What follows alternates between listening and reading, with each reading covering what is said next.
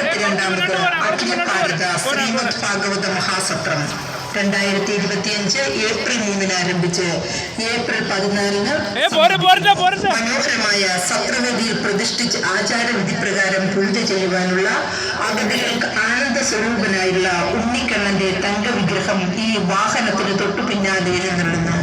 March 23 ഗുരുവായൂരപ്പന്റെ തിരുനടയിൽ നിന്ന് സമാരംഭിച്ച വിഗ്രഹ രഥഘോഷയാത്രയ്ക്ക് ആയിരക്കണക്കിന് ക്ഷേത്ര സങ്കേതങ്ങളിലാണ് സ്വീകരണങ്ങൾ അർപ്പിക്കപ്പെട്ടത്. ഏപ്രിൽ 3 കലവൂരിൽ രഥഘോഷയാത്ര എത്തുമ്പോൾ 10,000 ഭഗവാന്റെ വിഗ്രഹത്തെ മാറൻകുളങ്ങര ദേവീക്ഷേത്രത്തിലേക്ക് സ്വീകരിക്കുന്നു. സത്രവേദിയിൽ അന്നേ ദിവസം ഗോപികാ സംഗമം നടക്കുന്നു.